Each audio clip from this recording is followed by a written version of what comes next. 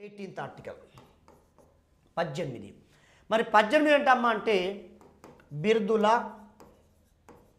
నిషేధం. బిరుదుల నిషేధం రైట్ అమ్మా. మరి బిరుదుల నిషేధం సంబంధించి అమ్మా ఇక్కడ ఫస్ట్ ఏంటమ్మా అంటే బిరుదుల నిషేధం 18th ఆర్టికల్. ఇక్కడ 18వ ఆర్టికల్ ఏం చెప్తుందమ్మా అంటే ఫస్ట్ యాక్చువల్గా బిరుదుల నిషేధం గురించి ఎందుకు వచ్చింది ఈ అంశం 18th ఆర్టికల్ దగ్గర. కారణం ఏంటమ్మా అంటే యాక్చువల్గా అమ్మ బ్రిటిష్ వారు అమ్మ భారతదేశాన్ని పరిపాలిస్తున్నప్పుడు కొంతమంది కులీన వర్గాలకు ఎవరికమ్మా కులీన వర్గాలకు సో కొంతమంది కులీన వర్గాలకు వాళ్ళు ఏం చేశారంటే అమ్మ బిరుదులు ఇవ్వడం మొదలుపెట్టారు. ఇది కేవలం భారతదేశ ప్రజల మధ్య అనైక్యత సృష్టించడం కోసం విభజించు పాలించు అనేటువంటి పాలసీలో భాగంగా మనలో మనకు చిచ్చు పెట్టాలని చెప్పి మనలో మనకు అనైక్యత సృష్టించాలని చెప్పి బ్రిటిష్ వాళ్ళు ఏం చేశారంటే కొన్ని కులీన వర్గాలకమ్మ కొన్ని బిరుదులు ఇవ్వడం మొదలుపెట్టారు. ఈ కులీన వర్గాలకు బిరుదులు ఇవ్వడం మొదలుపెట్టారమ్మా. మరి ఆ బిరుదులు ఏంటివి, ఎలాంటి బిరుదులు ఇచ్చారమ్మా అంటే అది మహారాజా,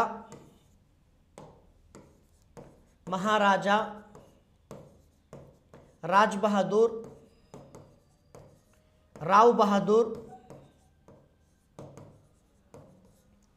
జంగ్ బహదూర్, ఇనాందార్, జమీందార్, పటేల్ ఇలా ఇచ్చారమ్మా. కేవలం విభజించు పాలించు పాలసీలో భాగంగా మనలో మనకు అనైక్యత సృష్టించే విధంగా మన ప్రజల మధ్య చిచ్చు పెట్టే రకంగా కులీన వర్గాలకు మహారాజా, రాజ్ బహదూర్, రావ్ బహదూర్, జంగ్ బహదూర్, ఇనాందార్, జమీందార్, పటేల్ అనేటువంటి బిరుదులు ఇవ్వడం మొదలుపెట్టారు. పోనీ ఈ బిరుదులు ఏదైనా వ్యక్తిలో ఉన్నటువంటి పరిజ్ఞానాన్ని, నైపుణ్యాన్ని, ప్రావీణ్యాన్ని పరీక్షించి ఇచ్చారా? అది కాదమ్మా. ఏ ప్రావీణ్యం లేదు, ఏ నైపుణ్యం లేదు, ఏ సంబంధించినటువంటి ఒక సాహిత్యంలో విషయం కావచ్చు, శాస్త్రంలో కావచ్చు, పరిజ్ఞానం ఉన్నటువంటి ఏ పరిజ్ఞానం లేనటువంటి వ్యక్తులకు కేవలం కులీన వర్గాలు, డబ్బున్న సంపన్న వర్గాలను దృష్టిలో పెట్టుకున్నమ్మా ఈ యొక్క మహారాజా, రాజ్ బహదూర్, రావ్ బహదూర్, జంగ్ బహదూర్, ఇనాందార్, పటేల్ అనేటువంటి బిరుదులు ఇచ్చారు. మరి ఇలా ఏ దేంట్లో కూడా ప్రావీణ్యం లేనటువంటి వ్యక్తి, అలాంటి వ్యక్తులకు మీరు కులీన వర్గాలు అని చెప్పి కేవలం డబ్బున్న సంపన్న వర్గాలు మాత్రమే అని చెప్పి ఈ రకమైనటువంటి బిరుదులు ఇస్తే మనమేం చేసామంటే అమ్మ ఈ రకమైన బిరుదులు చెల్లవని చెప్పి వీటిని మనం ఏం చేసామంటే అమ్మ రద్దు చేసాం. రద్దు చేసి మనం ఏం చేసామంటే అమ్మ 1954 సంవత్సరం నుండి భారతరత్న,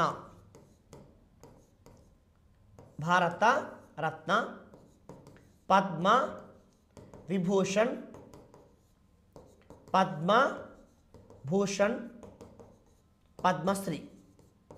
పద్మశ్రీ మనం ఏం చేస్తామంటే అమ్మా వాళ్ళు ఇచ్చినటువంటి బిరుదులను రద్దు చేసి 1954 నుండి భారతరత్న, పద్మ విభూషణ్, పద్మభూషణ్, పద్మశ్రీ అనేటువంటి అవార్డులను మనం ఇవ్వడం మొదలుపెట్టాం.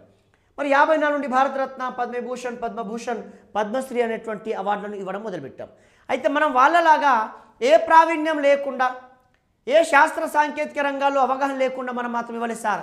మనం ఏం చేసామంటే అమ్మ ఒక 4 రంగాలలో ప్రావీణ్యం ఉన్న వాళ్ళకి ఇచ్చామమ్మా. ఒక 4 రంగాలలో ప్రావీణ్యం. ఏ రంగాలు? శాస్త్ర సాంకేతిక, కళ, సాహిత్య. శాస్త్ర సాంకేతిక, కళా సాహిత్య రంగాలు. ఈ శాస్త్ర సాంకేతిక, కళా సాహిత్య రంగాలలో ఎవరికైతే ప్రావీణ్యం ఉంటుందమ్మా ఈ ప్రావీణ్యం ఉన్నటువంటి వాళ్లకు భారతరత్న, పద్మవిభూషణ్, పద్మభూషణ్, పద్మశ్రీ ఈ రకంగా అమ్మ మనం అవార్డు ఇవ్వడం మొదలుపెట్టాం. అయితే ఇక్కడ మీరు గమనించాల్సిందంటే గతంలో చాలాసార్లు అడిగారమ్మా. ఏమడిగారంటే భారతదేశంలో అత్యున్నత పురస్కారాలను ఆరోహణ క్రమంలో అమర్చండి, అవరోహణ క్రమంలో అమర్చండి, లేక అసెండింగ్ ఆర్డర్, డిసెండింగ్ ఆర్డర్ అని చెప్పి చాలాసార్లు అడిగారు. ఇప్పుడు అసెండింగ్ ఆర్డర్ అన్నా, డిసెండింగ్ ఆర్డర్ అన్నా కానీ ఆరోహణ క్రమం అన్నా, అవరోహణ క్రమం అన్నా మీకు ఆ యొక్క అవార్డులు పైనుంచి కింది వరకు, కింది నుంచి పై వరకు కనుక అవగాహన లేకపోతే you may not be attempt. కాబట్టి అమ్మ ఈ 4 అత్యున్నత పురస్కారం ఏది అనుకున్నప్పుడు అమ్మ ఇక్కడ భారతరత్న అని చెప్పి మనం చూసాం. ఈ నాలుగింట్లో రెండవ అత్యున్నత పురస్కారం ఏదంటే పద్మవిభూషణ్ అని చెప్పండి. ఈ నాలుగింట్లో మూడవ అత్యున్నం పద్మభూషణ్ అని చెప్పండి. ఈ నాలుగింట్లో నాలుగవది ఏంటమ్మా అంటే పద్మశ్రీ. ఏంటమ్మా? పద్మశ్రీ. మరి ఎవరికి ఇస్తున్నారు అంటే ఏ రంగాల్లో ప్రావీణ్యం? శాస్త్ర, సాంకేతిక, కళా, సాహిత్య రంగాల్లో ప్రావీణ్యం కలిగినటువంటి వాళ్ళకమ్మా ఈ యొక్క అవార్డులను ఇవ్వడం ప్రారంభించాము. అది 1954 సంవత్సరం నుండి. కాబట్టి వాళ్ళు ఇచ్చినటువంటి బిరుదులు రద్దు చేశాము. కారణం ఏంటంటే వాళ్ళు ఏ ప్రావీణ్యం లేకుండా ఇచ్చారు. కానీ మనం మాత్రం ఈ శాస్త్ర, సాంకేతిక, కళా, సాహిత్య రంగాల్లో ప్రావీణ్యం కలిగినటువంటి వాళ్లకు ఈ యొక్క అవార్డులను ఇవ్వడం ప్రారంభించాం. అయితే ఈ అవార్డులు సైతం రాజ్యాంగ విరుద్ధము. ఈ అవార్డులు సైతం రాజ్యాంగ విరుద్ధం అని చెప్పి ఒక హైకోర్టు తీర్పిచ్చింది. ఈ అవార్డులు సైతం రాజ్యాంగ విరుద్ధం అని చెప్పి ఒక హైకోర్టు తీర్పిచ్చింది. మిమ్మల్ని అంటాడు భారతరత్న, పద్మవిభూషణ్, పద్మభూషణ్, పద్మశ్రీ అవార్డు సైతం రాజ్యాంగ విరుద్ధం అని చెప్పి సుప్రీంకోర్టు ఎప్పుడు తీర్పిచ్చిందని అడిగే అవకాశం ఉంది. కాబట్టి చెప్పండి అమ్మా, ఈ అవార్డులు సైతం రాజ్యాంగ విరుద్ధం అని చెప్పి. అవార్డులు సైతం రాజ్యాంగ విరుద్ధం అని చెప్పి సుప్రీంకోర్టు 1977లో తీర్పిచ్చింది. 1977లో తీర్పిచ్చింది. ఈ అవార్డులు సైతం ఏ అవార్డులు? భారతరత్న, పద్మవిభూషణ్, భూషణ్, పద్మశ్రీ ఇవి సైతం రాజ్యాంగ విరుద్ధం అని చెప్పి మరి మధ్యప్రదేశ్ హైకోర్టు 1977లో తీర్పిచ్చింది. ఈ 77లో తీర్పు ఇచ్చినప్పుడు అప్పుడే ఆ 77లో ప్రభుత్వం అధికారంలోకి వచ్చింది. ఎవరిది? జనతా ప్రభుత్వం. ఎవరు? మొరార్జీ దేశాయ్ దేశానికి ప్రధానమంత్రి అవుతాడు. ఆయన అధికారంలో రాగానే అరే మధ్యప్రదేశ్ హైకోర్టు తీర్పు ఇచ్చింది కదా అని చెప్పి ఆయన ఏం చేశారంటే ఈ యొక్క అవార్డులను ఏం చేశారంటే 1978లో రద్దు చేశారు. 1978లో ఈ యొక్క అవార్డులను రద్దు చేశారు. మరి 78లో అమ్మ ఈ భారతరత్న, విభూషణ్, భూషణ్, పద్మశ్రీ అనేటువంటి అవార్డులను ఏం చేశారంటే 1978లో అమ్మ రద్దు చేశారు. ఎవరు సార్ అంటే మొరార్జీ ప్రభుత్వం. ఏ ప్రభుత్వం అమ్మా? మొరార్జీ ప్రభుత్వం. ఎప్పుడు సార్? 1978లో. మొరార్జీ ప్రభుత్వం అనొచ్చు, జనతా ప్రభుత్వం అని చెప్పి కూడా చెప్పచ్చు. వీటిని రద్దు చేసింది. రద్దు చేసిన తర్వాత 1980లో తిరిగి అధికారంలోకి వచ్చింది ఎవరు? ఇందిరాగాంధీ. 1980లో తిరిగి అధికారంలోకి వచ్చిన తర్వాత ఇందిరాగాంధీ ఏం చేసిందంటే ఈ 4 అవార్డులను తిరిగి ప్రారంభించింది. తిరిగి ప్రారంభం. సో ఇటు 4 అవార్డులను ఇందిరాగాంధీ ఏం చేసిందంటే 1980లో తిరిగి వీటిని ప్రారంభించింది. మరి తిరిగి ప్రారంభించిందమ్మా, మరి వీటిని తిరిగి ప్రారంభించింది ఎవరమ్మా? ఇందిరాగాంధీ. అయితే ఇక్కడ ఈసారి గమనించాల్సింది ఏంటంటే 78లో రద్దు అయినప్పుడు 78లో మొరార్జీ ప్రభుత్వం రద్దు చేసిందంటే 77లో మధ్యప్రదేశ్ హైకోర్టు తీర్పిచ్చింది కాబట్టి రద్దు చేసింది. కానీ ఇందిరా ప్రభుత్వం మాత్రం 1980లో ఏ హైకోర్టు కూడా ఏ సుప్రీంకోర్టు కూడా తీర్పు ఇవ్వకుండానే తనకు తానే తిరిగి అవార్డులను ప్రారంభించింది 1920. అయితే ఇందిరాగాంధీ తిరిగి ప్రారంభించడానికి వ్యతిరేకంగా సుప్రీంకోర్టులో ఒక వ్యక్తి కేసేశాడు. మిమ్మల్ని అంటాడు ఈ దేశ అత్యున్నత పురస్కారాలను తిరిగి ప్రారంభించడానికి వ్యతిరేకంగా సుప్రీంకోర్టులో కేసు వేసినటువంటి వ్యక్తి ఎవరు? కాబట్టి తిరిగి ప్రారంభించడానికి వ్యతిరేకంగా సుప్రీంకోర్టులో కేసు వేసిన వ్యక్తి ఎవరమ్మా అంటే బాలాజీ రాఘవన్. సో తిరిగి ప్రారంభించడానికి వ్యతిరేకంగా సుప్రీంకోర్టులో కేసు వేసిన వ్యక్తి ఎవరమ్మా అంటే ఈ బాలాజీ రాఘవన్ అనేటువంటి కేసు వేశాడు. ఎందుకు వేశాడంటే మరి ఆల్రెడీ మధ్యప్రదేశ్ హైకోర్టు రద్దు చేయాలని చెప్పింది, అవి రాజ్యాంగ విరుద్ధం అని చెప్పింది. 78లో మొరార్జీ ప్రభుత్వం రద్దు చేసింది, కానీ 80లో మాత్రం ఇందిరాగాంధీ తిరిగి ప్రారంభించింది. ఇది ఎలా సమంజసం, తిరిగి ఎలా ప్రారంభిస్తారని చెప్పి ఆ ఇందిరాగాంధీకి వ్యతిరేకంగా తిరిగి ప్రారంభించడానికి వ్యతిరేకంగా బాలాజీ రాఘవన్ అనేటువంటి వ్యక్తి సుప్రీంకోర్టులో కేసు వేశాడు. అప్పుడు సుప్రీంకోర్టు ఆ కేసుని సుదీర్ఘకాలం విచారించిన తర్వాత 1996లో అది బాలాజీ రాఘవన్ కేసులో ఏమని తీర్పిచ్చిందంటే ఈ యొక్క అవార్డులు జాతీయ అవార్డులకు భావించాలి. ఇవి 4 బిరుదులు కాదు, అవి జాతీయ అవార్డులు. ఏంటివి? భారతరత్న, పద్మవిభూషణ్, పద్మభూషణ్, పద్మశ్రీ ఇవి బిరుదులు కాదు, అవి జాతీయ అవార్డులు కాబట్టి అవి రాజ్యాంగ బద్ధమేనని చెప్పి సుప్రీంకోర్టు 1996లో బాలాజీ రాఘవన్ కేసులో తీర్పిచ్చింది. ఇవి బిరుదులు కాదంట, అవి అవార్డులు అంట. కాబట్టి వీటిని బిరుదులుగా భావించకూడదు, వీటిని అవార్డులుగా భావించాలి. ఎప్పుడమ్మా? 1996లో బాలాజీ రాఘవన్ కేసులో తీర్పిచ్చింది. అయితే ఇదే కేసులో సుప్రీంకోర్టు ఇంకొక విషయాన్ని ఏం చెప్పిందంటే ఇవి బిరుదులు కాదు, ఇవి అవార్డులు. కానీ ఈ యొక్క అవార్డు పొందినటువంటి వారు పేరుకు ముందు కానీ పేరుకు తర్వాత కానీ వ్యాపార కార్యక్రమాలకు కానీ వినియోగించరాదు. ఏమని చెప్పింది సుప్రీంకోర్టు? ఇవి బిరుదులు కాదు, ఇవి అవార్డులు, ఇవి రాజ్యాంగబద్ధమే, కానీ పేరుకు ముందు కానీ పేరుకు తర్వాత కానీ వ్యాపార కార్యక్రమాలు కానీ వినియోగించరాదని చెప్పింది సుప్రీంకోర్టు. ఇదే 96లో బాలాజీ రాఘవన్ కేసులో, ఇదే 96లో బాలాజీ రాఘవన్ కేసులో తీర్పిచ్చిందని చెప్పి మనం ఇక్కడ చెప్పుకోవచ్చు. అయితే సార్ ఇక్కడ ఏమైందంటే ఈ మధ్య కాలంలో మీరు గమనించారు, మోహన్ బాబు మరియు బ్రహ్మానందం, మోహన్ బాబు బ్రహ్మానందం పద్మశ్రీ గ్రహీతలు వాళ్ళు. ఈ పద్మశ్రీ వచ్చిన తర్వాత వాళ్ళు ఏం చేశారంటే ఫ్లెక్సీల పైన పద్మశ్రీ మోహన్ బాబు సారథ్యంలో విద్యా సంస్థలు, బ్రహ్మానంద సారథ్యంలో వ్యాపార కార్యక్రమాలు ఇలా ఫ్లెక్సీల పైన వేసుకున్నారు. వెంటనే హైకోర్టు వార్నింగ్ ఇచ్చింది, తిరిగి ఇచ్చేయమంటే క్షమాపణ చెప్పి వచ్చారమ్మా మోహన్ బాబు పద్మశ్రీ, అలాగే బ్రహ్మానందం పద్మశ్రీ అవార్డు గ్రహీతలు. కనుక ఇవాళ వీటికి పేరుకు ముందు కానీ పేరుకు తర్వాత కానీ వ్యాపార కార్యక్రమాలు కానీ వినియోగించారని చెప్పి సుప్రీంకోర్టు 96లో బాలాజీ రాఘవన్ కేసులో తీర్పిచ్చిందని చెప్పి మనం స్పష్టంగా చెప్పుకోవచ్చు. అయితే ఇదే క్రమంలో మరి మీరు పేరుకు ముందు పేరుకు తర్వాత పెట్టరాదు, వీటిని నేను చెప్తాను. అంతేకాకుండా రాష్ట్రపతి అనుమతి లేకుండా విదేశంలో ఇచ్చే బిరుదులైనా విదేశాలు ఇచ్చే బిరుదులైనా వాటిని స్వీకరించరాదు. రాష్ట్రపతి అనుమతి లేకుండా దేశంలో ఇచ్చే బిరుదులైనా విదేశాలు ఇచ్చే బిరుదులైనా కానీ వాటిని స్వీకరించరాదనేటువంటి అంశాన్ని మీకు స్పష్టంగా నేను చెప్పదలుచుకున్నా. అయితే ఈ క్రమంలో ఒక విషయం ఏం గమనించాలి మీరందరూ అంటే, అయితే ఇక్కడ కొంత మినహాయింపు ఇచ్చారు. అంటే ఏంటి అంటే రాష్ట్రపతి అనుమతి లేకుండా ఏ బిరుదులు స్వీకరించరాదు, అలాగే పేరుకు ముందు పేరుకు తర్వాత పెట్టరాదు అనే అంశం ఉంది కదా. ఇక్కడ మినహాయింపు ఉంది ఈ హక్కుకు. ఆ మినహాయింపు ఏంటో చూద్దాం.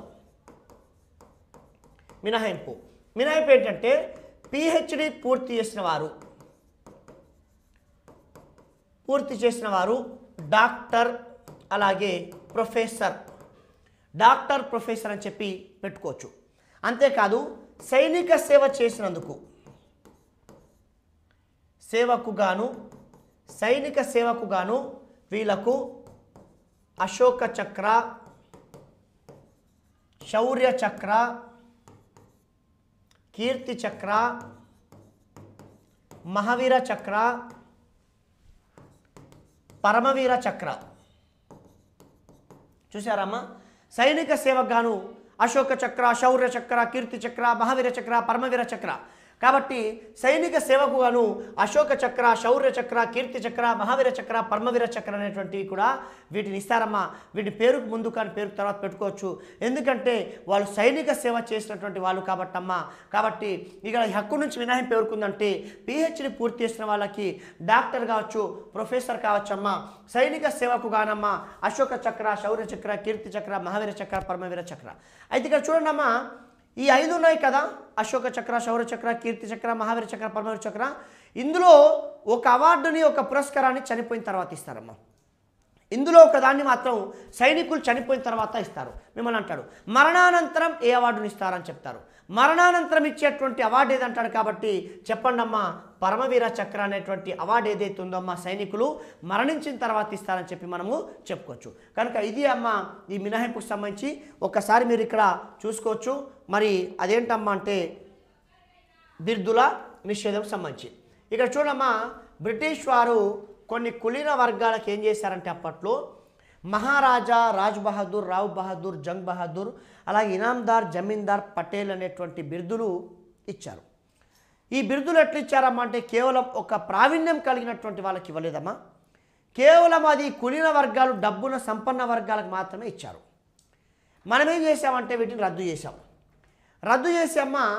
ఈ శాస్త్ర, సాంకేతిక, కళా, సాహిత్య రంగాల్లో ఎవరికైతే ప్రావీణ్యం ఉంటుందో ఈ ప్రావీణ్యం ఉన్న వాళ్ళకి 1954 నుండి భారతరత్న, విభూషణ్, భూషణ్, పద్మశ్రీ ఈ 4 అవార్డులు ఇవ్వడం ప్రారంభించాం. 54 నుండి ఏ రంగాల్లో ప్రావీణ్యం? 4 రంగాలు, శాస్త్ర, సాంకేతిక, కళా, సాహిత్య రంగాల్లో అయితే ఈ పురస్కారాలు ఇవ్వడం మొదలుపెట్టాం. ఈ దేశంలో అత్యున్నత పురస్కారాలు ఏంటమ్మా అంటే భారతరత్న, విభూషణ్, భూషణ్, పద్మశ్రీ. గతంలో చాలాసార్లు ఆరోహణ క్రమం, అవరోహణ క్రమం అడిగారు కాబట్టి ఖచ్చితంగా అమ్మ ఇగో దీంట్లో అసెండింగ్ ఆర్డర్, డిసెండింగ్ ఆర్డర్, ఇది పై నుంచి కిందికి, ఇది కింది నుంచి పైన గుర్తుపెట్టుకున్నామా. అది ఎప్పుడు చాలామంది కన్ఫ్యూజ్ అయ్యేది ఇగో ఇక్కడే భూషణ్, విభూషణ్ దగ్గర. భూషణ్ పెద్దదా విభూషణ్ పెద్దదా అని కన్ఫ్యూజ్ అవుతారమ్మా. సో ముందు భారతరత్న, ఆ తర్వాత విభూషణ్ తర్వాతనే భూషణ్ వస్తుందని చెప్పి మీరు గమనించాలి. రైట్, ఇవ్వడం మొదలు. అయితే ఈ 4 అవార్డులు కూడా రాజ్యాంగ విరుద్ధం అని చెప్పింది మధ్యప్రదేశ్ హైకోర్టు 1977 సంవత్సరంలో. ఇవి కూడా రాజ్య విరుద్ధం అని చెప్పింది మధ్యప్రదేశ్ హైకోర్టు. మధ్యప్రదేశ్ హైకోర్టు చెప్పిన తర్వాత అప్పుడే అధికారంలోకి వచ్చింది జనతా ప్రభుత్వం, మొరార్జీ దేశాయ్. ఆ మొరార్జీ దేశాయ్ రాగానే ఏం చేశాడు, 78లో రద్దు చేశాడు. 78లో దీన్ని రద్దు చేశాడు. రద్దు చేసిన తర్వాత 80లో తిరిగి అధికారంలోకి వచ్చిందమ్మా ఇందిరాగాంధీ. ఇందిరాగాంధీ వచ్చిన తర్వాత ఏం చేసిందంటే ఏ హైకోర్టుతో సంబంధం లేకుండా, సుప్రీంకోర్టుతో సంబంధం లేకుండా ఈ అవార్డులను తిరిగి ప్రారంభించింది 1980లో. ఇలా ఇందిరాగాంధీ తిరిగి ప్రారంభించడానికి వ్యతిరేకంగా ఈ బాలాజీ రాఘవన్ అనేటువంటి వ్యక్తి సుప్రీంకోర్టులో కేసు వేశాడు. తిరిగి ఎలా ప్రారంభిస్తారని చెప్పి వ్యతిరేక కేసు వేశాడు, అది బాలాజీ రాఘవన్. అప్పుడు కేసు వేస్తే సుదీర్ఘంగా విచారించినటువంటి సుప్రీంకోర్టు ఏం చెప్పిందంటే అవి బిరుదులు కాదు, జాతీయ అవార్డులు, అవి రాజ్యాంగబద్ధమైనని చెప్పి 1996లో బాలాజీ రాఘవన్ కేసులో తీర్పిచ్చింది. తీర్పిచ్చి ఏం చెప్పిందంటే ఇవి రాజ్యాంగబద్ధమే, కానీ ఇవి పొందినటువంటి వాళ్ళు పేరుకు ముందు పేరుకు తర్వాత వ్యాపార కార్యక్రమాల్లో వినియోగించరాదని చెప్పి చెప్పింది. అలాగే రాష్ట్రపతి అనుమతి లేకుండా దేశం ఇచ్చే బిరుదులైనా విదేశాలు ఇచ్చే బిరుదులైనా స్వీకరించరాదు, పేరుకు ముందు తగిలించుకోరాదు, పెట్టుకోరాదు అని చెప్పి చెప్పింది. కానీ మినహాయింపు ఏముందమ్మా అంటే ఇక్కడ పిహెచ్డి పూర్తి చేసిన వారమ్మా డాక్టర్ లేక ప్రొఫెసర్ పెట్టుకోవచ్చును. అలాగే సైనిక సేవకు గాను అశోక చక్ర, శౌర్య చక్ర, కీర్తి చక్ర, మహావీర చక్ర, పరమవీర చక్ర అవార్డులు పొందొచ్చు. పరమవీర చక్ర అనేటువంటిది మరణానంతరం ఇస్తారు. ఇది అమ్మ 18వ నిబంధనకు సంబంధించినటువంటి అంశాలు. మరి ఇక్కడ ప్రీవియస్ ఒక బిట్ ఉంది సమానత్వ హక్కు పైన. అదేంటంటే మరి ఇక్కడ రాజ్యాంగం ప్రకారం సమానత్వ హక్కుతో భాగం కానిది ఏది? సమానత్వ హక్కుతో భాగం కానిది ఏది అంటే సమానత్వ హక్కు 14 నుంచి 18 వరకు ఉంది. ఈ 14 నుంచి 18 వరకు ఈ ఆర్టికల్లలో ఏది భాగం కాదు అన్నప్పుడు ఒకసారి చూడండి. మరి ఇక్కడ సామాజిక సమానత్వం ఉందా లేదా సార్ అనే అంశం ఉంది. కాబట్టి ఇక్కడ ఇది కూడా ఉంది. అలాగే ఆ తర్వాత అంటరానితనం రద్దు. అంటరానితనం ఉండాలా, పాటించాలా, పాటించకూడదు. కాబట్టి అది ఉందా లేదా? ఉంది. రైట్. అలాగే ఇక్కడ 4వది ఆర్థిక సమానత్వం, బిరుదుల రద్దు. బిరుదుల రద్దు అయితే మనం ఇందాకే చెప్పుకున్నాం 18వ ఆర్టికల్, కాబట్టి ఇది కూడా ఉంది. మరి ఇప్పుడు ఇక్కడ లేనిదేంటి సార్? ఇక్కడ ఏ అంశం లేదు ఇక్కడ అన్నప్పుడు ఇక్కడ లేనటువంటి అంశం ఏదంటే ఆర్థిక సమానత్వం అనేటువంటి అంశం లేదు. కాబట్టి రైట్ ఆన్సర్ ఏదన్నా అంటే 4 రైట్ ఆన్సర్ అని చెప్పి చెప్పుకుంటాం. కాబట్టి ఇక్కడ మరి రాజ్యాంగ ప్రకారం సమానత్వ హక్కులో భాగం కానిది ఏది అనుకున్నప్పుడు అది సామాజిక సమానత్వం, అంటరానితనం రద్దు, బిరుదుల రద్దు, ఈ 3 కూడా ఉన్నాయి. అందులో 14వ ఆర్టికల్ నుంచి 18వ ఆర్టికల్ వరకు లేనటువంటిది ఏందమ్మా అంటే ఆర్థిక సమానత్వం. కాబట్టి అది రైట్ ఆన్సర్. కనుక ఇది ఎక్కడొచ్చిందంటే తెలంగాణ కానిస్టేబుల్ 2019లో వచ్చిందమ్మా. తెలంగాణ కానిస్టేబుల్ 2019లో వచ్చిందని చెప్పి చెప్పండి. సో ఫ్రెండ్స్, ఇది సంబంధించిన సమాచారం. ఆ తర్వాత నెక్స్ట్ మనకు సమానత్వ హక్కు 14 నుంచి 18 వరకు చెప్పుకున్నాం. దాని అనంతరం మనకున్నటువంటి తదుపరి హక్కు ఏది అనుకున్నప్పుడు స్వేచ్ఛ స్వాతంత్రపు హక్కు. స్వేచ్ఛ స్వాతంత్ర్యపు హక్కు, రైట్ టు ఫ్రీడమ్. ఇది వచ్చేసి 19 నుండి 22 వరకు ఉంటుందమ్మా. 19 నుండి 22 వరకు ఉంటుంది. ఇక చూడండి సార్, ఇక్కడ సమానత్వ హక్కు మనకి ఎంత ఇంపార్టెంటో సమానత్వపు హక్కు మాదిరిగానే స్వేచ్ఛ స్వాతంత్రపు హక్కు కూడా అంతే ముఖ్యమైనటువంటిదమ్మా. ఇక్కడ కూడా మనం చాలా ఎక్కువ విషయాలు చెప్పుకునేటువంటి ప్రయత్నం చేస్తాం. మరి ఇక్కడ స్వేచ్ఛ స్వాతంత్రపు హక్కు 19 నుంచి 22 వరకు గల ఆర్టికల్స్ ఉన్నాయి. అయితే ఇక్కడ బేసికల్గా డైరెక్ట్ బిట్ వచ్చేది ఏంటంటే క్రింద పేర్కొన్న ఏ హక్కు ప్రాథమిక హక్కులకు ప్రాణం లాంటిది అని అన్నాడు. క్రింద పేర్కొన్న ఏ హక్కు ప్రాథమిక హక్కులకు ప్రాణం లాంటిది అన్నప్పుడు ఇక్కడ చాలామంది రాజ్యాంగ పరిహారపు హక్కు వైపు వెళ్తారు. కానీ అక్కడ రాజ్యాంగ పరిహారపు హక్కు విషయంలో అంబేద్కర్ ఏమన్నారు? ఈ రాజ్యాంగ పరిహారపు హక్కు రాజ్యాంగానికి ఆత్మ లాంటిది, ప్రాథమిక హక్కులకు హృదయం లాంటిది అన్నారు. అది వేరు. సో రాజ్యాంగానికి ఆత్మ లాంటిది, ప్రాథమిక హక్కులకు హృదయం లాంటిది అని చెప్పారు. కానీ నేనేమంటున్నాను, క్రింద పేర్కొన్న ఏ హక్కు ప్రాథమిక హక్కులకు ప్రాణం లాంటిది అంటే ఇందులో అంట మొత్తం హక్కుల్లో ఏదో హక్కు అంట ప్రాణం లాంటిదంట. కాబట్టి ఏ హక్కు ప్రాణం లాంటిది అనేటువంటి క్వశ్చన్ వస్తే కనుక చెప్పండి అమ్మా. స్వేచ్ఛ స్వాతంత్రపు హక్కు అనేటువంటిది ప్రాథమిక హక్కులకు ప్రాణం లాంటిది అని ఎవరు చెప్పారు సార్ అంటే సుప్రీంకోర్టు మాజీ ప్రధాన న్యాయమూర్తి అయినటువంటి జస్టిస్ సిక్రీ చెప్పారని చెప్పండి అమ్మా. Justice Sikri. So justice Sikri అమ్మ ఇతన్ని ఎస్ఎం సిక్రీ అంటారమ్మా. కాబట్టి జస్టిస్ ఎస్ఎం సిక్రీ ఏమన్నారమ్మా అంటే మాజీ ప్రధాన న్యాయమూర్తి స్వేచ్ఛ స్వాతంత్రపు హక్కు ప్రాథమిక హక్కులకు ప్రాణం లాంటిదని చెప్పారు. అయితే ఇక్కడ 19 నుంచి 22 ఆర్టికల్స్ వరకు ఉన్నాయమ్మా. ఇక్కడ 19 నుండి 22 ఆర్టికల్స్లలో ఇప్పుడు మనం మొదటి ఆర్టికల్ తీసుకుందాం, 19వ ఆర్టికల్. ఈ 19వ ఆర్టికల్ మరి ఇక్కడ 19వ ఆర్టికల్ సంబంధించమ్మా మనం చూసినట్లయితే ఇందులో సబ్ క్లాసెస్ కనిపిస్తాయి. 19లో సబ్ క్లాసెస్ ఉంటాయి. ఆ 19లో ఉన్నటువంటి సబ్ క్లాసెస్ ఏంటమ్మా అంటే 19 sub class 1A, 19 sub class 1B, 19 sub class 1C, 19 sub class 1D, 19 sub class 1E, 19 sub class 1G. ఈ తర్వాత ఏది మిస్ అయిందమ్మా? ఎఫ్ మిస్ అయింది. ఈ తర్వాత ఏ స్కిప్ అయింది? ఎఫ్ స్కిప్ అయింది. నేను చెప్తున్నప్పుడు మీకు ఎఫ్ చెప్తానమ్మా, కానీ ఇక్కడ రాయకూడదు. ఎందుకంటే ప్రస్తుతం 19వ నిబంధనలో ఎన్ని స్వాతంత్రాలు ఉన్నాయి సార్ అంటే 6 స్వాతంత్రాలు ఉన్నాయి. ఎన్ని స్వాతంత్రాలు ఉన్నాయి? 6 స్వాతంత్రాలు ఉన్నాయి. కాబట్టి 19వ నిబంధనలో ప్రస్తుతం 6 స్వాతంత్రాలు ఉన్నాయి. కానీ వాస్తవంగా రాజ్యాంగం అమల్లోకి వచ్చినప్పుడు మాత్రం 7 స్వాతంత్రాలు ఉండేటివి. అందులో ఒకటి తొలగించబడిందమ్మా. కనుక ఈ తొలగించబడిన దాన్ని మీకు చెప్తాను కానీ చెప్తున్నప్పుడు ఇక్కడ మాత్రం 6 ఉన్నాయి. కాబట్టి ఎఫ్ని మిస్ చేసి జీ తీసుకున్నానమ్మా. కారణం ఏంటంటే 19 సబ్ క్లాస్ 1F అనేటువంటిది తొలగించబడింది.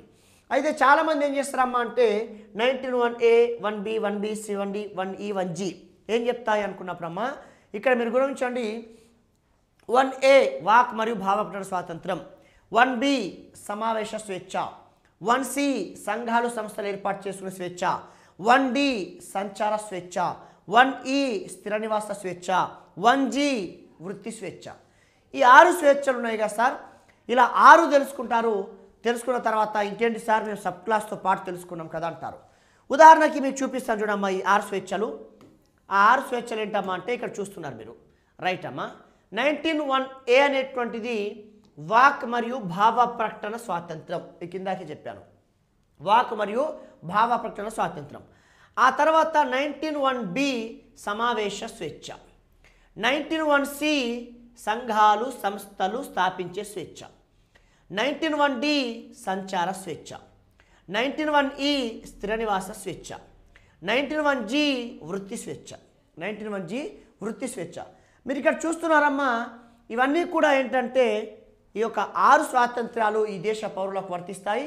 ఈ దేశ పౌరులకు 19వ నిబంధన కల్పించినటువంటి 6 స్వాతంత్రాలు ఇక్కడ చూస్తున్నాం. చాలామంది అభ్యర్థులు చేసే పొరపాటు ఏంటంటే స్వేచ్ఛ స్వాతంత్ర హక్కు అంటే 19 నుంచి 22, 19వ నిబంధనలో 6 స్వాతంత్రాలు ఉన్నాయని చెప్పి ఈ 6 స్వాతంత్రాలు గుర్తుపెట్టుకుంటారు. ఈ 6 స్వాతంత్రాలు గుర్తుపెట్టుకోవడం వల్ల మీకు జరిగే ఉపయోగం ఏంటి, మీకు కలిగే ప్రయోజనం ఏంటంటే ఇలా 4 అంశాల ఆర్టికల్స్ ఇచ్చి 2 అంశాలు ఇచ్చి జతపరచమంటే మీరు పెట్టగలరు. ఎందుకంటే ఇవి తెలుసుకున్నారు కాబట్టి. అలా కాకుండా 19(1)A ఏం చెప్తుంది, B ఏం చెప్తుంది, C ఏం చెప్తుంది అంటే మీరు పెట్టగలరు. అలా కాకుండా ఈ అంశాలు ఇచ్చి ఏ నిబంధన అంటే మీరు పెట్టగలరు. అలా కాకుండా ఇటు 4 జతలు ఇచ్చి సరైన జత సరికాని జత అన్న మీరు చెప్పగలరు. కానీ వివరాల్లోకి వెళ్తే ఎట్లా? నేను చెప్పినవన్నీ కూడా బేసిక్సే. జతపరచుముడు ఇక్కడిదిక్కనే కదా. 19(1)A to G వరకు ఇటు ఆర్టికల్స్ ఇటు అంశాలు ఉన్నాయి. జతపరచుమన్నా సరైనదన్నా సరికాందన్నా అలాగే 1D అని చెప్తుంది, 1C అని చెప్తుందన్న అంశం ఇచ్చి ఏ ఆర్టికల్ అన్నా కానీ ఇవన్నీ కూడా ఫండమెంటల్సే కదా, ఇవన్నీ కూడా బేసిక్సే కదా. అందుకే నేనేమంటున్నానమ్మా అంటే కేవలం వీటి మీద మాత్రమే ఆధారపడితే మీరు కేవలం ప్రైమరీ నాలెడ్జ్ కలిగినటువంటి వాళ్ళు, కేవలం ప్రాథమిక నాలెడ్జ్ కలిగిన వాళ్ళు మాత్రమే తప్ప అంతకంటే ఎక్కువ సబ్జెక్ట్ ఉన్నటువంటి దాని కింద మనం పరిగణలోకి తీసుకోం. అందుకేనమ్మా నేనేమంటున్నానమ్మా అంటే ఇప్పుడు ఇవన్నీ కూడా ఇలా ఉన్నాయి కదా సార్, ఇందులో ఉన్నటువంటి ప్రతి దాని గురించి వివరంగా తెలుసుకునే ప్రయత్నం చేయాలి. ఈచ్ అండ్ ఎవ్రీ పాయింట్ గురించి మనం ఇక్కడ వివరంగా తెలుసుకునేటువంటి ప్రయత్నం చేయాలి. మరి అందులో భాగంగానే అమ్మ మరి ఇక్కడ మనం మొదట ఏం తీసుకుందామంటే అమ్మ 19(1)A వాక్ మరియు భావ ప్రకటన స్వాతంత్రం. దీన్ని మొదట మనం తీసుకుందాం.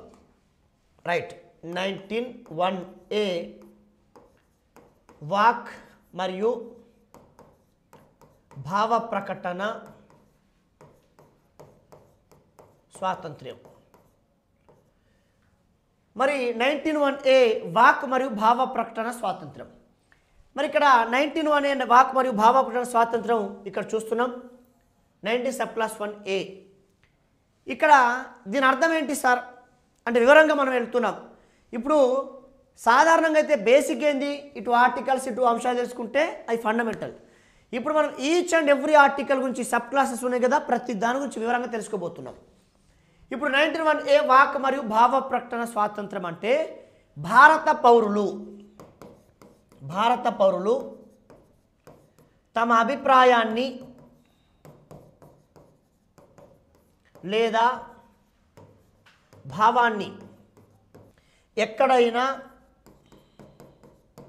ఎప్పుడైనా వెల్లడించవచ్చు. అంటే ఇక్కడ వాక్ మరియు భావ ప్రకటన స్వాతంత్రం అంటే భారత పౌరులు తమ యొక్క అభిప్రాయాన్ని లేక తమ భావాన్ని ఎక్కడైనా ఎప్పుడైనా వెల్లడించుకోవచ్చమ్మా. ఇలా వెల్లడించుకునేటువంటి అధికారం మనకు 19(1)A రాజ్యాంగం ప్రాథమిక హక్కుల ద్వారా కల్పించింది. కాబట్టి అమ్మా ఇవాళ మనం వివిధ సందర్భాల్లో మనం వాక్ మరియు భావ ప్రకటన స్వాతంత్రాన్ని ఆధారం చేసుకొని మనం ఉపన్యాసాలు ఇస్తుంటాం సార్. కాబట్టి భారత పౌరులు తమ అభిప్రాయాన్ని లేక భావాన్ని ఎక్కడైనా ఎప్పుడైనా వెల్లడించవచ్చు అనేటువంటిది మనం ఇక్కడ చూస్తున్నాం. అయితే నేనేమంటున్నామంటే ఇది కూడా బేసికే. ఇది కేవలం ఫండమెంటల్ మాత్రమే. భారత పౌరులు తమ అభిప్రాయాన్ని ఎక్కడైనా ఎప్పుడైనా వెల్లడి చేసుకోవచ్చు అంటే వాస్తవం కాదంటలేదు. కానీ నీ భావాన్ని వ్యక్తపరిచేటువంటి సాధనాలు ఏంటివి? నీ భావ వ్యక్తీకరణ చేసుకోవచ్చు, కానీ ఎక్కడ చేసుకుంటావు, ఎలా చేసుకుంటావు? ఇప్పుడు నేనున్నాను సార్, మీ అందరి ముందు నా భావాన్ని వ్యక్తపరుస్తున్నా. ఇది నాకు ఒక సాధనం. మరి మీరు మీ భావాన్ని ఎట్లా వ్యక్తపరుస్తారు? మీ భావాన్ని వ్యక్తపరిచేటువంటి సాధనాలు ఏంటివి? రేపు ఎగ్జామ్లో మిమ్మల్ని 19(1)A ఏమంటుందని అడగరు సార్. లేకపోతే 19(1)Aలో ఉన్నటువంటి సారాంశం ఏంటి? భారత పౌరులు తమ అభిప్రాయాన్ని తమ భావాన్ని ఎక్కడైనా ఎప్పుడైనా వెల్లడి చేసుకోవచ్చా? అది కాదు సార్. ఇక్కడ భావ వ్యక్తీకరణ స్వేచ్ఛ కోసం భారత పౌరులు మరి ఏ సాధనాలను ఉపయోగించుకొని తమ భావాన్ని వ్యక్తపరుస్తారు? ఏ సాధనాలు? ఇక్కడ ఈ సాధనాల దగ్గర మనం కన్ఫ్యూజ్ అవుతుంటాం సార్. రేపు అడిగాడు ఉదాహరణకి అమరావతి రైతులను ఉద్దేశించి చంద్రబాబు నాయుడు వేదిక పైన చేసినటువంటి ప్రసంగం ఏ నిబంధనకు లోబడి? ఇప్పుడు ఏం చెప్తారు? ఇప్పుడు అది ఎక్కడైనా రాసిందా? 19(1)A దగ్గర చంద్రబాబు పేరు వచ్చిందా? అమరావతి రైతులు వచ్చారా? కానీ ఏమైంది ఇక్కడ? అప్లికేషన్ మెథడ్లో అడిగాడు క్వశ్చన్. అంటే సాధనం అంటే ఇవాళ చంద్రబాబు నాయుడు అమరావతి రైతులను ఉద్దేశించి ఒక వేదిక పైన చేసినటువంటి ప్రసంగం ఏ నిబంధనకు లోబడి సార్ అంటే 19(1)Aకు లోబడి తన భావాన్ని ఆ వేదిక పైన పంచుకున్నాడు. అందుకేనమ్మా 19(1)A ఏం చెప్తుందంటే వాక్ మరియు భావ ప్రకటన స్వాతంత్రం అని చెప్పడం కాకుండా ఈ భావాన్ని వ్యక్తపరచడం కోసం కావాల్సినటువంటి సాధనాలు ఏంటివి, ఏ సాధనాలతో ఇవాళ భావాన్ని వ్యక్తపరుస్తారు అనేటువంటిది. అందుకేనమ్మా ఈ సాధనాలు ఏంటి అనుకున్నప్పుడు ఒక్కసారి ఆ సాధనాలు కూడా మీకు దృష్టికి నేను తీసుకొస్తాను.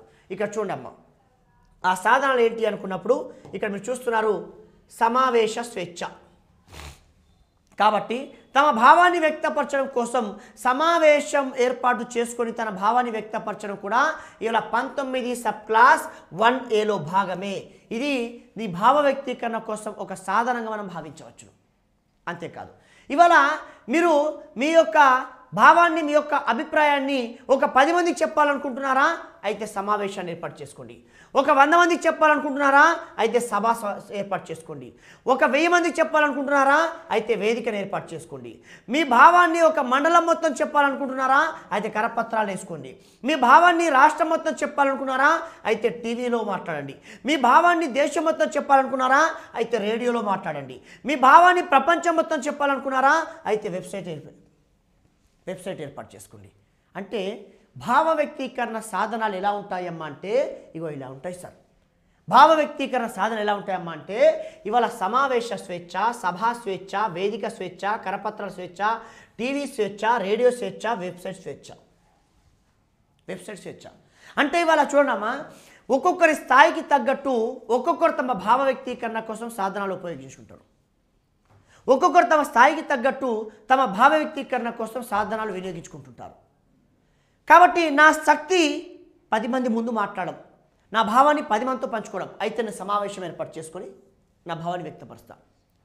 ఇంకొకరి శక్తి 100 మందితో మాట్లాడడం, ఆయన అప్పుడు ఏం చేస్తాడు, సభ ఏర్పాటు చేసుకుంటాడు. ఇంకో వ్యక్తి తన భావ వ్యక్తీకరణ కోసం 1000 మందికి చెప్పాలనుకుంటాడు, అప్పుడు వేదిక మీద మాట్లాడతాడు. ఇంకో వ్యక్తి తన భావాన్ని తన మండలం మొత్తం, జిల్లా మొత్తం చెప్పాలనుకుంటాడు, అయితే తను కరపత్రాన్ని రాసి తన భావాన్ని వ్యక్తపరచాడు. ఇవాళ కరపత్రం రాయడం కూడా భావ వ్యక్తీకరణ స్వేచ్ఛనే. కరపత్రం రాయడం కూడా, ఎందుకంటే కరపత్రం చెప్తున్నావు నేను ఏం చేయబోతున్నా, నా భవిష్యత్ ఉద్యమం ఏంటి, నా కార్యాచరణ ఏంటి, దీనివల్ల నేను ఏ మేలు చేయాలనుకుంటున్నా, ఏ ప్రజలకు న్యాయం జరుగుతుంది, దీంట్లో ఉన్న ఆటుపోట్లు ఏంటి, మీ వంతు సహకారం ఎట్లా ఉండాలి, ఎవ్రీథింగ్ కరపత్రం రాస్తాడు. ఇది కూడా తన భావ వ్యక్తీకరణ స్వేచ్ఛగా భావించాలి. ఇది ఒక సాధనం భావ వ్యక్తీకరణ కోసం. నీ భావాన్ని రాష్ట్రం మొత్తం చెప్పాలనుకుంటావా, అయితే టీవీలో మాట్లాడుకో. ఎందుకంటే ఒక వ్యక్తి అవతల వ్యక్తి శక్తి టీవీలో మాట్లాడడం. ఇలా టీవీ సాధనంగా చేసుకొని తన భావాన్ని, తన అభిప్రాయాన్ని వ్యక్తపరుస్తున్నాడు సార్. ఇక్కడ నీ భావాన్ని దేశం మొత్తం చెప్పాలనుకుంటున్నావా, అయితే రేడియోలో మాట్లాడు. నీ శక్తి రేడియోని ఉపయోగించుకొని, రేడియో సాధనాన్ని ఉపయోగించుకొని తమ భావాన్ని వ్యక్తపరుస్తున్నావు. లేదా ప్రపంచం మొత్తం చెప్పాలనుకుంటున్నావా, అయితే వెబ్సైట్ పెట్టుకో. ఇలా వెబ్సైట్ అనేటువంటిది కూడా భావ వ్యక్తీకరణ సాధనం. మీలో ఎంతమందికి తెలుసమ్మా ఇలా భావ వ్యక్తీకరణకి ఇలాంటి సాధనాలు ఉంటాయని చెప్పి ఎప్పుడైనా మనం ఆలోచించామా? మనం ఆలోచించేది ఒకటే, 19(1)A వాక్ మరియు భావ ప్రకటన స్వాతంత్రం. అంటే భారత పౌరులు తమ అభిప్రాయాన్ని లేక తమ భావాన్ని ఎక్కడైనా ఎప్పుడైనా వెల్లడి చేసుకోవచ్చు. ఇది కాదమ్మా సబ్జెక్టు.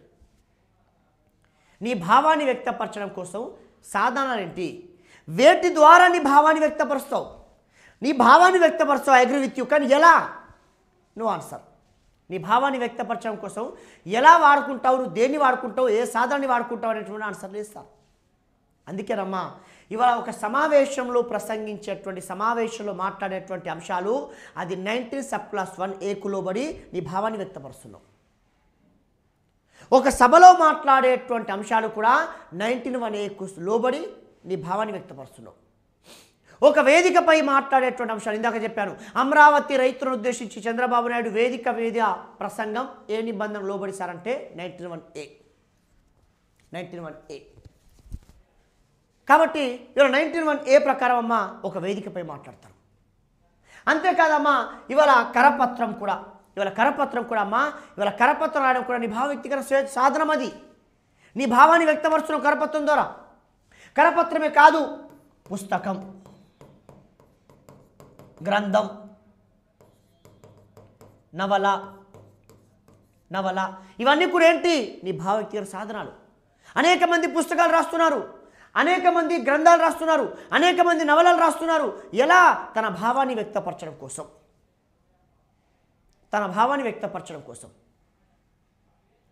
కాబట్టమ్మా తమ భావాన్ని వ్యక్తపరచడం కోసం కరపత్రం రాయొచ్చు, పుస్తకం రాయొచ్చు, గ్రంథం రాయొచ్చు, నవలలు రాయొచ్చమ్మా. ఇవన్నీ కూడా ఏంటంటే తమ భావ వ్యక్తీకరణ సాధనాలుగా భావించాలి. తమ భావాన్ని వ్యక్తపరచడం కోసం ఆ యొక్క కరపత్రం, ఆ యొక్క పుస్తకం, ఆ యొక్క నవల, ఆ యొక్క గ్రంథం సాధనాలుగా భావించాలి. అలాగే రేడియో, ఒక వ్యక్తి శక్తి ఆ రేడియోలో మాట్లాడగలడు. ఆయన దేశం మొత్తం తన భావాన్ని వ్యక్తపరచాలనుకున్నాడు. ఇవాళ రైతు చట్టాలపైన రేడియోలో మాట్లాడాలనుకున్నాడు రాహుల్ గాంధీ. రైతు చట్టాలపైన ఒక ప్రముఖ నాయకుడు రేడియో ద్వారా మాట్లాడాలనుకున్నాడు. అప్పుడు దేశవ్యాప్తంగా రైతు చట్టాలు ఏంటి, నేను సంఘీభావం మద్దతు ఇస్తున్నాను, సంఘీభావం తెలుపుతున్నాను, నేను రాబోతున్నాను, నేను మాట్లాడబోతున్నాను, దీనివల్ల నష్టం ఉంది, వ్యతిరేకించాల్సినటువంటి అవసరం ఉందని చెప్పి రాహుల్ గాంధీ చేసే ప్రకటన రేడియో ద్వారా అది భావ వ్యక్తీకరణ స్వేచ్ఛ. 19(1)A లోబడి.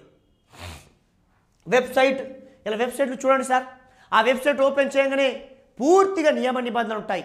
అసలు ఈ వెబ్సైట్ ఏంటి, ఎందుకోసం, దీనివల్ల ఉపయోగాలు ఏంటి, అసలు ఎవరి కోసం, దీనివల్ల మీరు ఏం సంపాదించాలనుకుంటున్నారు, దీనివల్ల మీ బెనిఫిట్స్ ఏంటి, ప్రతి అంశం కూడా వెబ్సైట్లో పొందుపరచబడి ఉంటుంది. అది నా అభిప్రాయాన్ని నా శక్తి ఎక్కువ ఉంటే నా వెబ్సైట్ ద్వారానే చెప్పుకుంటాం మిమ్మల్ని, అది నా సాధనం. కానీ రేపు భవిష్యత్తులో మిమ్మల్ని ఎక్కడైనా ఈ దేశ పౌరులు తమ భావాన్ని వ్యక్తపరచడానికి క్రింద పేర్కొన్న ఏ సాధనాన్ని వినియోగిస్తారంటే ఎట్టి పరిస్థితుల్లో వెబ్సైట్ ఉంటే మీరు ఆన్సర్ చేయరు. వెబ్సైట్ ఏందిరా బై, వెబ్సైట్ కూడా ఉంటుందా అనుకుంటాం. వెబ్సైట్ కూడా 91 లోబడి ఉంటుందా? ఎస్, 200%. ఇలా భావాన్ని వ్యక్తపరచడానికి అమ్మా అనేక సాధనాలు ఉంటాయి. నేను అదే అంటున్నా, భావ వ్యక్తీకరణ స్వేచ్ఛ అంటే నోటి మాటలు కాదమ్మా. చాలామంది అదే అనుకుంటారు, భావ వ్యక్తీకరణ స్వేచ్ఛ అంటే నోటితో ఏదంటే అది మాట్లాడుకోవచ్చు అనేది కాదది. అనేక సాధనాలు ఉన్నాయి, ఇక్కడ అనేక రూపాల్లో ఉన్నాయి. ఈ అవగాహన లేకపోవడం వల్ల భావ వ్యక్తీకరణ సాధనలు ఏంటంటే నీ భావాన్ని వ్యక్తపరచు. భావం అంటే వాక్ మరియు భావ ప్రకటన స్వాతంత్రం. కానీ ఎలా? No answer. ఎలా? అక్కడ ఆన్సర్ లేదు. అందుకేనమ్మా ఇవాళ 19(1) ఏం చెప్తుందంటే వాక్ మరియు భావ ప్రకటన స్వాతంత్రం చెప్తుంది. తమ అభిప్రాయాలు ఎక్కడైనా ఎప్పుడైనా వెల్లడించుకోవచ్చు. కానీ ఎలా అనుకున్నప్పుడు అమ్మా, అప్పుడు ఒక సమావేశం ద్వారా, ఒక సభ ద్వారా, ఒక వేదిక ద్వారా, కరపత్రం లేక పుస్తకం, గ్రంథం, నవల ద్వారా, టీవీ ద్వారా, రేడియో ద్వారా, వెబ్సైట్ ద్వారా. అంతేకాదమ్మా, ఇక్కడ చూడండి, మౌనాన్ని పాటించే స్వేచ్ఛ. మీలో ఎంతమంది నమ్ముతారు సార్ మౌనం కూడా భావ వ్యక్తీకరణ స్వేచ్ఛ అని? మౌనం కూడా భావ వ్యక్తీకరణ స్వేచ్ఛ అనే విషయాన్ని నమ్ముతారా మీరు? నోబడి. ఎవరు నమ్మరు సార్. సార్ భావ వ్యక్తీకరణ స్వేచ్ఛ అంటే మాట్లాడడం కదా, మౌనం ఉంటుంది ఎట్లా భావ వ్యక్తీకరణ స్వేచ్ఛ అవుతుంది కదా? వాస్తవంగా మౌనంగా ఉండడం కూడా భావ వ్యక్తీకరణ స్వేచ్ఛనే. ఇలా మౌనంగా ఉండడం కూడా భావ వ్యక్తీకరణ స్వేచ్ఛ అని ఈ దేశ సర్వోన్నత న్యాయస్థానం సుప్రీంకోర్టు చెప్పింది. మౌనంగా ఉండడం కూడా భావ వ్యక్తీకరణ స్వేచ్ఛ అని చెప్పి అసలు ఎలా చెప్పింది? ఏ సందర్భంలో చెప్పింది? అసలు మౌనంగా ఉండడం భావ వ్యక్తీకరణ స్వేచ్ఛ ఎలా అవుతుంది మేము తెలుసుకోవాలి సార్. ఎస్, అసలు ఏ సందర్భంగా చెప్పిందంటే అమ్మా, కేరళ రాష్ట్రంలో బిందు ఇమాన్యుయల్ అనేటువంటి ఇద్దరు అమ్మాయిలు ఉంటారమ్మా. బిందు ఇమాన్యుయల్ అనేటువంటి ఇద్దరు అమ్మాయిలు 8th క్లాస్ పిల్లలమ్మ. వీళ్ళు దే ఆర్ ట్విన్స్. వీళ్ళిద్దరు కవల పిల్లలు. ఈ బిందు ఇమాన్యుయల్ అనేటువంటి అమ్మాయిలమ్మ కేరళ రాష్ట్రం. దే ఆర్ స్టడింగ్ ఆనాడు 8th క్లాస్ పిల్లలు, ట్విన్స్. అయితే ఒక స్కూల్ మేనేజ్మెంట్ ఏం చేసిందంటే అమ్మ, ఈ పాఠశాలలో చదివేటువంటి ప్రతి విద్యార్థిని వందే మాత్రం పాడాల్సిందని చెప్పింది. అప్పుడు ఈ పిల్లలు చెప్పారు, మేము వందే మాత్రం పాడం సార్ అని చెప్పారు. అయితే ఆ మేనేజ్మెంట్ చెప్పింది, వందే మాత్రం పాడని వాళ్ళకు అడ్మిషన్ క్యాన్సిల్ చేస్తామని చెప్పారు. అప్పుడు ఈ బిందు ఇమాన్యుయల్ అనేటువంటి కవల పిల్లలు, ముస్లిం పిల్లలు, వీళ్ళిద్దరు కూడా ఈ 8th క్లాస్ పిల్లలు ఏమని చెప్పారంటే, మీరు అడ్మిషన్ క్యాన్సిల్ చేసినా పర్వాలేదు కానీ మేము మాత్రం వందే మాత్రం పాడమని చెప్పారు. అనుకున్నట్టే ఆ మేనేజ్మెంట్ ఆ పిల్లలకు అడ్మిషన్ క్యాన్సిల్ చేసింది. చేసిన తర్వాత ఆ పిల్లలు కేరళలో ఉన్నటువంటి జిల్లా కోర్టుకు పోయారు. మేము వందే మాత్రం పాడనందుకు మా అడ్మిషన్ క్యాన్సిల్ చేశారు. అప్పుడు కేరళలో ఉన్నటువంటి జిల్లా కోర్టు చెప్పింది, ఈ దేశంలో ప్రతి పౌరుడు వందే మాత్రం పాడాల్సిందే. ఆ పిల్లల తర్వాత కేరళ హైకోర్టుకి వెళ్ళారు. అప్పుడు కేరళ హైకోర్టుకి వెళ్తే కేరళ హైకోర్టు తీర్పిచ్చింది, ఈ దేశంలో ప్రతి వ్యక్తి వందే మాత్రం పాడాల్సిందే, ప్రతి విద్యార్థి కూడా పాడాల్సిందే, అది జాతీయ గేయం అనేటువంటి విషయం మర్చిపోద్దని చెప్పి కేరళ హైకోర్టు చెప్పింది. ఆ ఇద్దరు పిల్లలమ్మ నిరాశ నిస్పృహకు గురి అయి ఎలాగైనా మంచిదే మేము తేల్చుకుంటామని చెప్పి సుప్రీంకోర్టుకు వచ్చారు, ఢిల్లీకి వచ్చారు. ఈ ఢిల్లీలోని సుప్రీంకోర్టుకు వచ్చారమ్మా ఈ యొక్క ఇద్దరు పిల్లలు. ఆ సుప్రీంకోర్టుకు వచ్చి వాళ్ళు కేసు వాదించడం కోసం వచ్చారు. ఆ ఇద్దరు అక్క చెల్లెలమ్మ చిన్నపిల్లలు ఆ యొక్క బోన్లోకి నిల్చున్నారు. అక్కడ బెంచ్ పైన ధర్మాసనం ఉంది, జడ్జిలు ఉన్నారు. ఆ యొక్క జడ్జి అంటాడు, ఎందుకమ్మా వందే మాత్రం ఒక్కసారి పాడితే సరిపోతుంది కదా, వందే మాత్రం పాడనందుకు అడ్మిషన్ క్యాన్సిల్ చేసుకొని ఇంత దూరం ఎందుకు వచ్చావమ్మా, ఏంటి మీకు కలిగే అసౌకర్యం, ఎందుకు మీరు వందే మాత్రం పాడలేకపోతున్నారు, దానివల్ల మీకు జరిగే నష్టం ఏంటి, ఎందుకు పాడలేకపోతున్నారని చెప్పి ఆ యొక్క జడ్జి ఆ యొక్క కవల పిల్లలైనటువంటి ఈ బిందు ఇమాన్యుయల్ అనే అమ్మాయిలని ఆ జడ్జి అడిగాడు. అప్పుడు ఆ పిల్లలు అన్నారమ్మా ఆ యొక్క జడ్జి గారితో, జడ్జి గారు ఈ దేశంలో ప్రతి పౌరుని యొక్క మనోభావాలు మీరు గౌరవిస్తారా అని అడిగారు. ఎస్ అమ్మా, ప్రతి పౌరుని మనోభావాలు పరిగణలోకి తీసుకుంటాం, మేము గౌరవిస్తామని చెప్పి ఆ జడ్జి ఆ పిల్లలతో చెప్తాడు. ఆ పిల్లలు అంటారు, సార్ వందే మాత్రం జాతీయ గేయం అనేది మాకు అవగాహన ఉంది, వందే మాత్రాన్ని ఒక్కసారి కాదు 100 సార్లు పాడాలనుంది, ఒక్కసారి కాదు 100 సార్లు పాడనుంది, కానీ దయచేసి వందే మాత్రంలో ఉన్నటువంటి సారాంశం మీరు ఒక్కసారి తెలుసుకోండి సార్. ఇవాళ వందే మాత్రం సారాంశం ఏముందంటే, వందే మాత్రం పాడిన ప్రతి వ్యక్తి నేను భారత మాతకు తలవంచుతున్నాను అనేటువంటి అర్థాన్ని ఇస్తుంది సార్. ఇవాళ వందే మాత్రం నేను భారత మాతకు తలవంచుతున్నటువంటి అర్థాన్ని ఇస్తుంది. కానీ సార్, ఒక నిజమైనటువంటి ముస్లిం, ఒక నిజమైనటువంటి క్రిస్టియన్, ఒక అల్లా తప్ప, యేసు తప్ప ఇంకెవరికి తలవంచరాదు. నిజమైన ముస్లిం అల్లా తప్ప తలవంచరాని చెప్పి మా ఖురాన్ చెప్పింది. ఒక నిజమైనటువంటి క్రిస్టియన్ యేసు తప్ప ఇంకెవరికి తలవంచరాని చెప్పి మా బైబిల్ చెప్పింది. మరి మాకు మనోభావాలు లేవా సార్? మా మనోభావాలు ఎలా చంపుకొని మేము భారత మాతకు తలవంచాలి సార్ అని చెప్పి ఆ అమ్మాయి మాట్లాడింది. మాట్లాడితే ఏం చెప్పాలో అర్థం కాని పరిస్థితుల్లో జడ్జు అసలు ఆశ్చర్యానికి లోయాడు. నిజంగా వందే మాత్రం ఇలాంటి మీనింగ్ ఉందా? నిజంగా వందే మాత్రం గురించి ఇంతగా ఆలోచిస్తున్నారా ఈ దేశ పౌరులు అని చెప్పి ఆ సమయంలో ఏం చేయాలో తోచినటువంటి ఆ జడ్జు ఒక జడ్జిమెంట్ ఏమిచ్చాడమంటే, వందే మాత్రం పాడటం పాడకపోవటం అనేటువంటి ఈ దేశ పౌరుల యొక్క మనోభిష్టానికి వదిలేస్తున్నాం. కాబట్టి వందే మాత్రం పాడుతున్న సమయంలో ముస్లిం క్రిస్టియన్ పిల్లలు కనుక పాడటం ఇష్టం లేకుండా మౌనంగా ఉండాలనుకుంటే ఉండిపోండి. ఎందుకంటే మౌనంగా ఉండడం కూడా భావ వ్యక్తీకరణ స్వేచ్ఛ అని చెప్పి supreme court Bindu Emmanuel versus state of Kerala 1986లో తీర్పిచ్చిందమ్మా. చరిత్ర తెలుసుకోవాలి మనం. ఇక్కడ మనకు చరిత్ర మీద అవగాహన లేదు కాబట్టి ఇలా సుప్రీంకోర్టు జడ్జిమెంటే ఉంది. ఇవాళ వందే మాత్రం పాడటం పాడకపోవటం ఈ దేశ పౌరుల మనోభిష్టానికి వదిలేస్తున్నాను. కారణం ఏంటంటే, ఇలా వందే మాత్రం ఇలాంటి మీనింగ్ ఉంది కాబట్టి ఒకవేళ అది వస్తున్నప్పుడు మీరు మౌనంగా ఉండాలనుకుంటే ఉండిపోండి. మౌనంగా ఉండడం కూడా భావ వ్యక్తీకరణ స్వేచ్ఛలో భాగం అని చెప్పాడు. ఇలా Bindu Emmanuel versus state of Kerala, అది 1986 అని చెప్పి చెప్తున్నాడు సార్. మనలో ఎంతమంది తెలుసు? ఇలా మౌనంగా ఉన్న భావ వ్యక్తీకరణ స్వేచ్ఛ అంటే మనం నమ్ముతామా? నో. అరే, మాట్లాడితే భావ వ్యక్తీకరణ స్వేచ్ఛ, కానీ మౌనంగా ఉంటే ఎలా భావ వ్యక్తీకరణ స్వేచ్ఛ అని చెప్పి మనం అనుకుంటామమ్మా. కానీ 86లో జడ్జిమెంట్ వచ్చిందమ్మా. అది Bindu Emmanuel versus state of Kerala 1986. అందుకే మీరు గమనించండి, వందే మాత్రం వస్తున్నప్పుడు క్రమంలో క్రిస్టియన్ పిల్లలు, ముస్లిం పిల్లలు స్కూళ్ళలో మౌనంగా ఉండిపోతారు సార్. మీరు మౌనంగా ఎందుకున్నారు, ఎందుకు పాడట్లేదని చెప్పి ఏ మేనేజ్మెంట్ కూడా ప్రశ్నించదు. కారణం ఏంటంటే ఆ మేనేజ్మెంట్కు వాళ్ళకు అవగాహన ఉంది. అది judgment Bindu Emmanuel versus state of Kerala 1986 అని చెప్పి మీకు చెప్పదలుచుకున్నాను.